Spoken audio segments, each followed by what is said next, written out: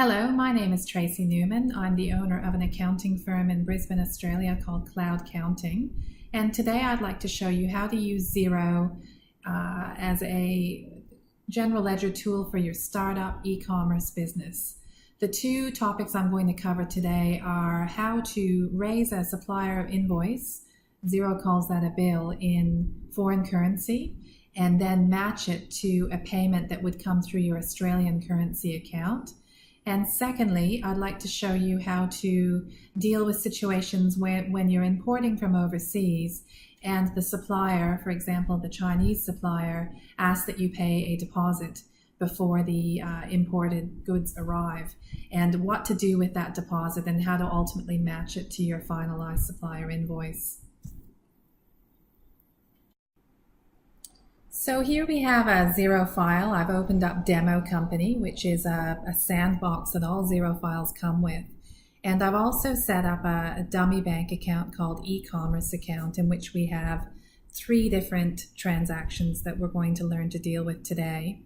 The first and the third transaction that you see on your screen are deposits that have been paid. The first one is a deposit that's been paid to a Chinese supplier. And if we look at more information there, you'll see that it was 10,000 US dollars, which converted through to 13,540 Australian dollars. And secondly, we had a final payment here for $9,800 US that translated to 13,240. In addition, we have one in the middle here, which is a payment to a European supplier.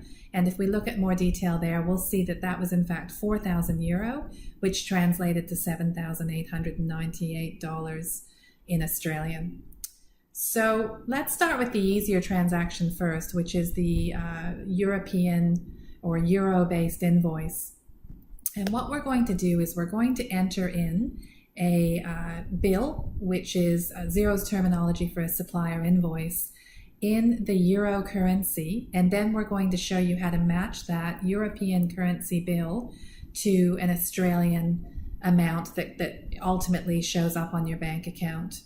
So let's just call this a Spanish supplier. We'll assume these goods are coming in from Spain, and that the date was the 15th of November 2017, and that supplier invoice must be paid straight away. And the reference is generally where you would put your supplier invoice. And this invoice is in fact in euro, not Australian dollars, and it's being charged at 4,000 euro. Whenever you start a brand new supplier invoice with a supplier you've not nominated previously, it will default to Australian dollars, but it is very easy to add a new currency. You just click on the down arrow and choose Add Currency, and then you can indicate which currency you would like to include in your Xero file by typing it or selecting it from a list and adding it. So there we are. We now have a supplier invoice in euros, not Australian dollars. And we might like to, for example, say import of widgets from Spain, first shipment. And that is 4,000 euro. And generally when you're importing stock into your e-commerce business, initially you'll put it to probably an inventory account or a stock on hand account. And if you don't have an account set up for that purposes, you can add a new account on the fly. You can make this a current asset, and you can call this anything you like for a code. I've used SOH for stock on hand. And so I've got the full description there. And because we're importing from overseas, we're going to make this GST-free expense. And we're going to save that. And as soon as I do that, that account I've just set up will show up in my Xero file. So I'm going to approve that. And whilst the foreign currency invoice is sitting in your suppliers list, you can also get some information about it relative to the day you booked it in and the spot rate today. So you can see down here we've got a little red arrow, and it's saying we have an unrealized loss at the moment, because it's red, of $27.56. So what that's telling me is if I chose to pay it on the 15th of November, it would have cost me a particular spot rate, but because I've decided to wait, you'll see down here we're the date today is the 28th of November. In the 13 days that have since elapsed, our dollar has weakened against the euro, and it will now cost me $27.56 more to pay that invoice. So the next step, of course, is that you're going to go to your dashboard and log on to your online banking and make that foreign currency transfer. And if you're a new e-commerce business, chances are you're going to make that payment from your Australian account, and the amount that you're ultimately paying that foreign currency invoice will be converted to Australian dollars on your behalf. So if I click on my reconcile 3 items, you will see no green matches, even though this second item, the 100% payment to the European supplier, is my payment of €4,000. Now, the reason I'm not getting a green match there is because Xero is not clever enough to understand that €4,000 equals 7,898 Australian dollars. So what I have to do here is I must match it, but we call this a manual match. And I'm going to find my European supplier here, my Spanish supplier, and show Xero that this amount here of 7,898 is in fact the €4,000. But as I scroll down, you won't see that Spanish supplier. That's because at the moment I have a box ticked that says show Australian items only. I must untick this box to then retrieve the invoice I'm looking for, which is my Spanish supplier. And if I'd like to narrow the search field, I can type in a piece of text to just return anything that meets that condition. So if I put a tick box here, you can see that now Xero has done a manual match, and I have a green light up as a result between the Australian payment and the euro. And you can see down here, Xero has forced the spot rate to indicate that $1 Australian equals 50.6 euro cents. And it's done that by dividing the 4,000 into the 7,898. So I'm going to say okay there. And this is an example of how you can match an Australian payment to a foreign currency invoice. We are now going to work through an example where we have a situation where you're securing inventory that you'd like to purchase and import from China to Australia. And in our experience, when you deal with Chinese suppliers, particularly if it's the first time you've dealt with them, they will always insist on payment in US dollars, and they'll also insist on a deposit to be paid. Generally speaking, it's 50% when you secure the order, and then the remainder must be paid before they then ship the goods to you in Australia. So what will happen often is when you initially make the agreement with the Chinese supplier, they will send you what we call a pro forma invoice. Pro forma is just another fancy word for draft invoice, and that will list your goods manifest, the product that you propose to purchase and import, and the quantities and the costs and a final value. And most people that use Xero in an e-commerce startup environment will want to enter that invoice into Xero once they receive the pro forma. Then they will most commonly allocate the 50% deposit they have made to that pro forma invoice. But what we find happens very commonly is if this happens and then the final invoice changes, which it often does for different quantities, product that can't be sourced, product that is, you change your mind and ask for more, you can't then go in and change the original invoice when you have a partial payment applied. So we've developed a workaround where we set up a dummy bank account / clearing account, and we can move our deposits that we make to our Chinese supplier to that clearing account until such time we have a finalized bill, and then we can close the two parts against each other. So to do this, the first thing we have to do is we have to set up a new currency first of all. And to do that, we go to Settings, General Settings, and we find our Currencies area. So our currencies is just underneath here in Features, and we need to set up a new currency in US dollars. Another way you can do this is just on the fly as you're entering a supplier invoice. As you know, we've worked through that earlier in the video. So I'm going to set up a United States dollar currency, and it's just as simple as doing that through your settings. The next thing we're going to do is we're going to set up a dummy bank account to act as our US dollar clearing area that we can move our deposits to temporarily until such time we close them into our final invoice from our supplier. So we need to add a bank account to do this, not a regular account. And you can call your bank account anything you like. I like to use the currency name, so I'm going to call this US dollar clearing, and I'm going to select add it anyway because it's a made-up name. It's not a real bank that Xero can find.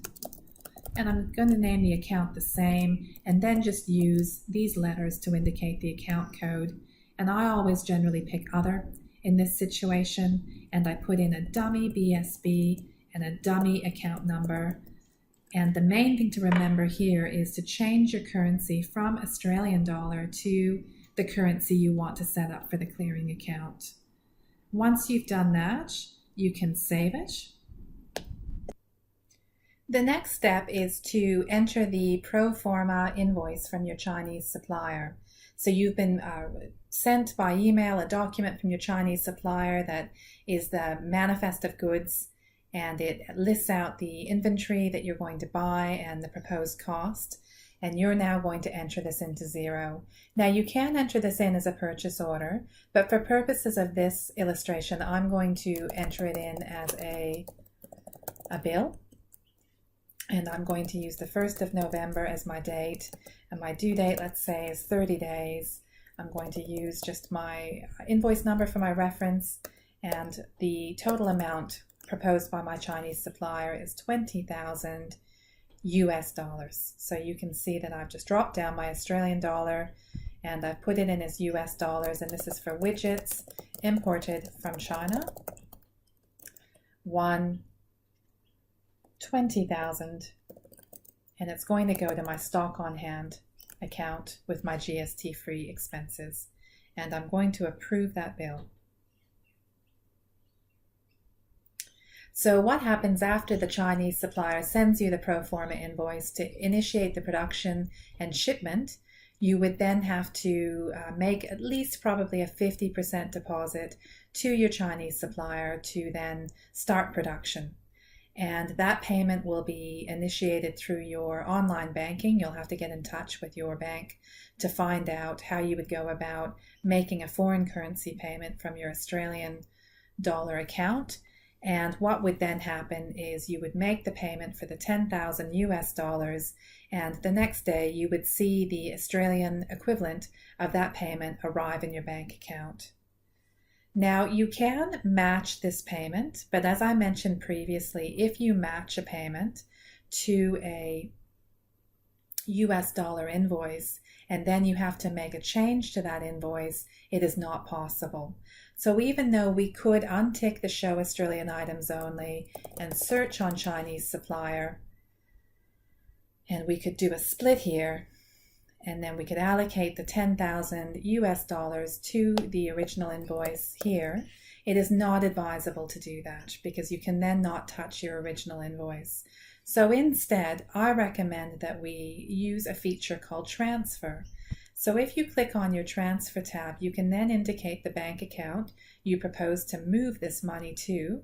And when we pick our US dollar clearing account, automatically there is a currency conversion here that shows up at the bottom. The reason that shows up is because you're moving currency in one denomination to another, from US dollars to Australian dollars. And you can see in this instance, we are moving 10,000 US dollars. And the spot rate is automatically calculating at 0.74 cents. So what we'll do is we'll reconcile that, and as a result, if we look back at our dashboard, we will now see one less item to reconcile in our eCommerce account, and in our US dollar clearing account, we have a balance of 10,000 US dollars. So time tracks on, and then your Chinese supplier lets you know that production has finished and they're ready to ship, and they need you to pay the balance of the amount owing. And when they send you the final invoice, the value has changed from $20,000 US dollars to $19,800 US dollars.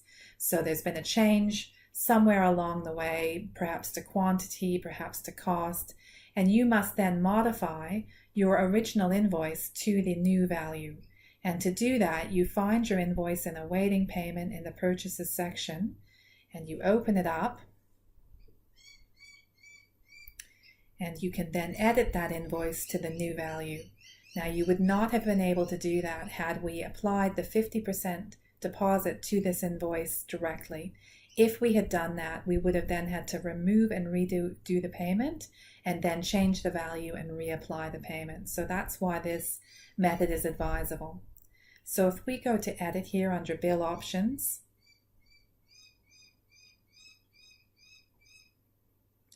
we can then update the $20,000 value to the new amount, which is $19,800.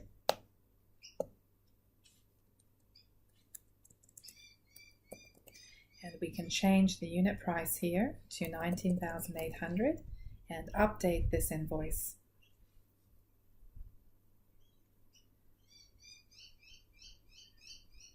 There we are.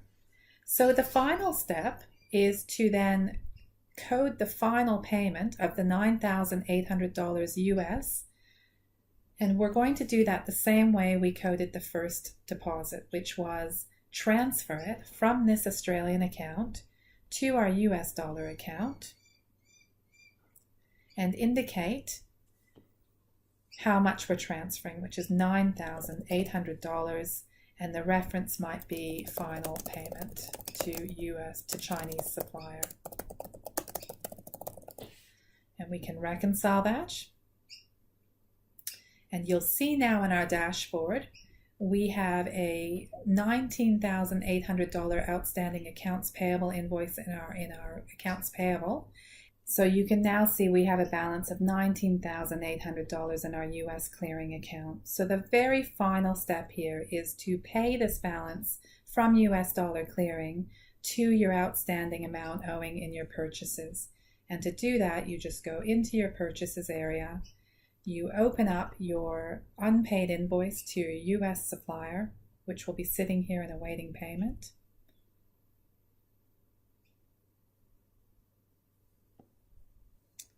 There it is there. So let's open that up. And at the bottom of this invoice is a payment strip that you can complete to indicate that you've made that payment. So let's say that we've paid that amount today, 28th of November 17, and we paid that from our US dollar clearing account, and we've paid that in full. And when we add that payment, you will see that this invoice has now been paid in full. In addition, if we go back to our dashboard and we scroll down and look at our US dollar clearing account, you can see that the US dollar clearing account is now sitting at zero, which is what you would need to see. So as a month-end reconciliation process, you should only have amounts in your clearing accounts that are deposits that have been paid in anticipation of a final shipment, and the shipment has not yet been finalized. That's all you would expect to see there. Thank you for taking the time to watch this video. As mentioned, we are a specialist accounting firm in Brisbane that focuses on the e-commerce sector. It doesn't matter where you are located. We can do a Zoom session with you, screen share, video share, teach you how to use Xero, your shopping cart, and your inventory solution. We are Xero experts, we are tax agents and bookkeepers, and so we can give you a full service solution for all of your accountancy needs.